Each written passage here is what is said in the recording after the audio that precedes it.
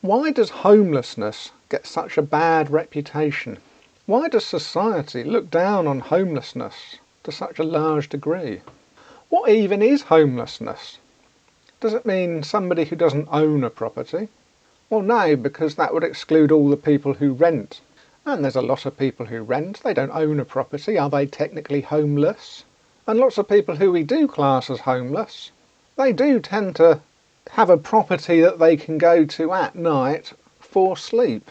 At least in this country anyway, and probably lots of other advanced nations in the world. Maybe it's because they're not allowed to stay there during the daytime. If the classification of homelessness is just somebody who has nowhere to go, nowhere to be at home during the day, then I don't know. Again, that's kind of everybody, because most people go out during the day and do things and only really use their home for sort of evening sleeping and waking up, really, don't they?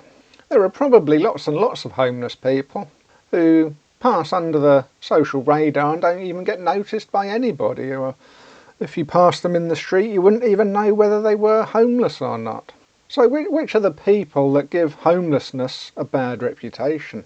Well, I think the most standout thing, the thing that annoys most people, is just when they smell really bad. When they haven't washed for a long time, or they haven't washed their clothes for a long time. It's the kind of smell that fills up a room or your nostrils as you walk past, with all kinds of scents that you very rarely experience in life. Maybe bring out a little bit of vomit in the back of your throat sometimes if it's really bad. It'll be a quaint mixture of urine, sweat, and possibly excrement, and maybe some other bodily fluids that I won't go into.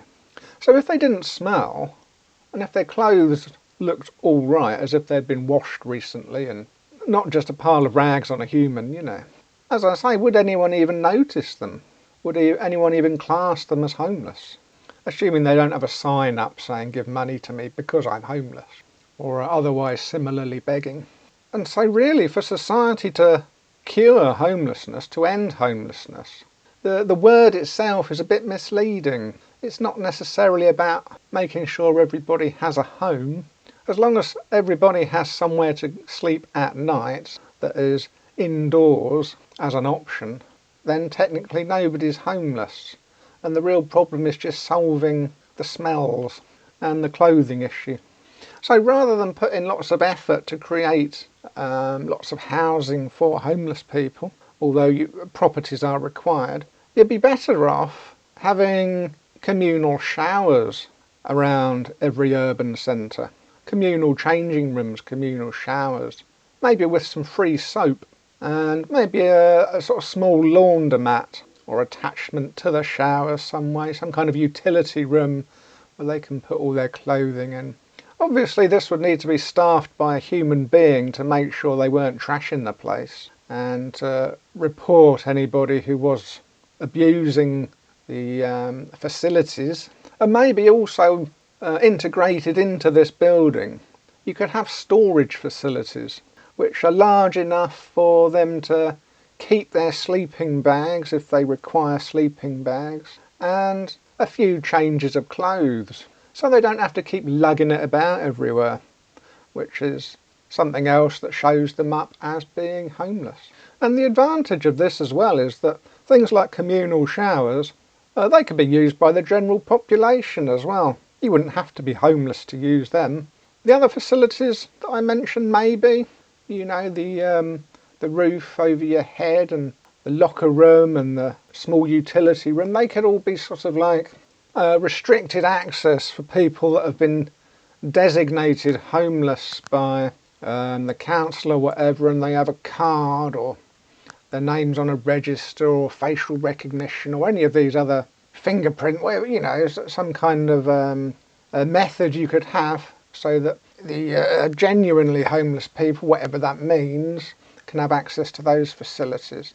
But the showers could be communal, so that if anybody is suddenly in the need for a shower, they know where to go for one.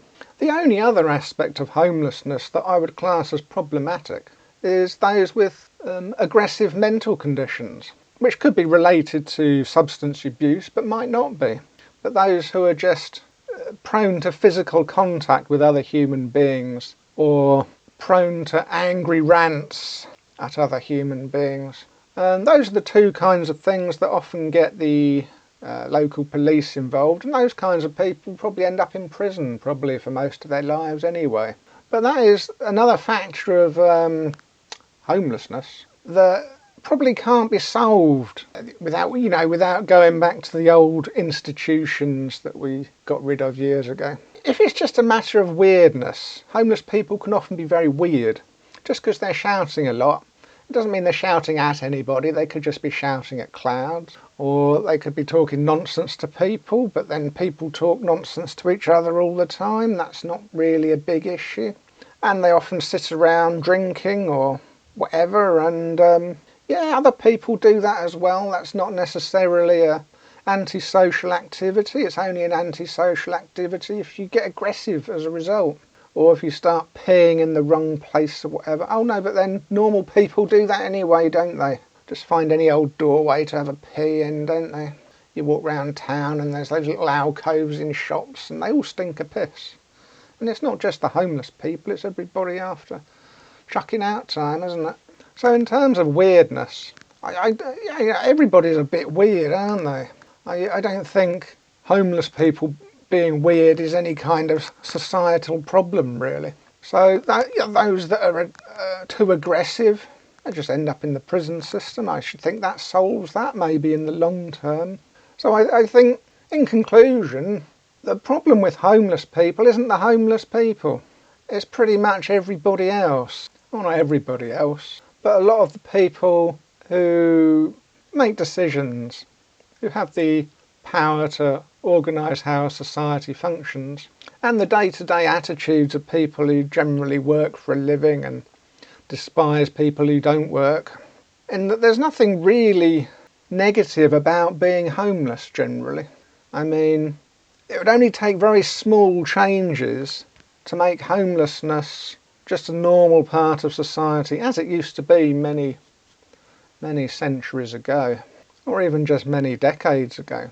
If we didn't think of homelessness as a problem, but merely another one of the myriad lifestyle choices that people can make, obviously not many people are going to make it, because it's, I don't know, it's just not something we like. Human beings seem to be born, the old caveman mindset, they like to have their cave. But generally speaking, nobody should have a mindset that homelessness is a negative. If somebody does make the bizarre choice to be homeless just because that's what they want to do for a bit, that's not really any different than any other lifestyle choice. And all the other lifestyle choices have lots of options in society, but we seem to refuse options to homeless people.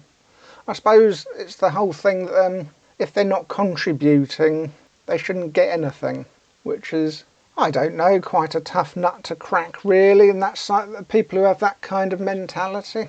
I mean, the number of people who choose to be homeless is going to be very small, very minute percentage of the population. The amount of effort you'd have to put in to make it a livable life is very small, and all you have to do is change your mindset, really. Think about what it is you don't like about homeless people.